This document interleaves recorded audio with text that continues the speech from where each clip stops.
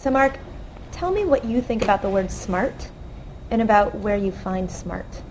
So we spend, in our business, venture capital, we spend most of our time looking for smart people. And the way we think about smart is as a combination of basically two traits, curiosity coupled with drive. And so we're really looking for the kind of person who's been curious their whole life. They're now intensely curious about the company that they're starting or that they're running. And of course then, couple that with they're extremely driven. So they very much want to succeed. And we find that combination translates into smart for the kind of thing we do. Let's think about the tech industry at large for a second. Are there some kinds of smart that are more valuable than other kinds of smart? Well, for starting the company when it's in its early days, I think it's the curiosity plus drive is a great formula. For building a breakthrough new technology, for actually innovating with a brand new product category, then you do, I think, tend to want simply just super high IQ. Right. Although I think curiosity and drive also factor in a lot there. Right. So the core engineers on a product like the Google search engine or the Oracle database are going to be off the charts IQ-wise. Right.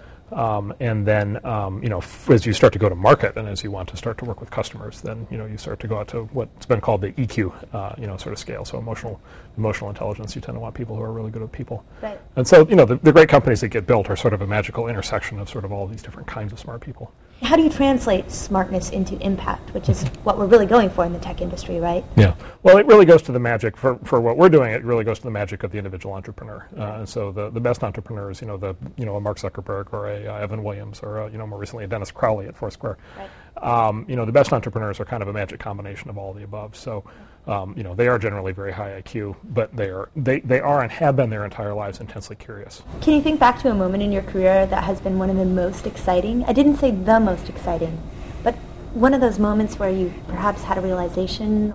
This industry is a roller coaster, and so it's just continuous ups and downs. So it's just continuously, it's amazing. There's just spectacular home runs combined with unbelievable turnarounds and reversals. Yeah. And so for me, it's more the process, the entire thing. Yeah. I do love when Netscape went public, that was a lot of fun. When we raised this fund, last spring when the world was falling apart, that was a lot of fun. It's great to be able to do those things, but it's also great to just be part of the process. Yeah. And I think being in the process and being in the flow, and really, sort of being in it for the long haul and being determined to go through whatever difficult parts, come up is really the key to succeeding in the business. Yeah. So years from now, when people look back at your accomplishments and the firm you started, what do you want them to have to say about you? Yeah, so my hero is John Doerr. So I was lucky enough to work with John, and he was our VC at Netscape. And the thing with John that we always point out to people, including our investors, so they're prepared for it, is that it's not a mistake or an accident that John invested in both Google and in Segway in the same year. And as we now know, one of them turned into one of the best all-time venture investments, best companies of all time, and the other one, is a smoking crater in the ground. Right. But to me, those go hand in hand. They were both spectacularly big ideas with unbelievably brilliant people with huge market potential, absolutely transformative technologies. And I think either one of them could have gone either way, depending on just how events unfolded.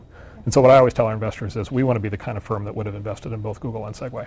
And I think you have to say that because it's just too easy to say, well, we only would have invested in Google. I mean, that's just not how it works. Right. And so that's a way in which I very much aspire to be like John.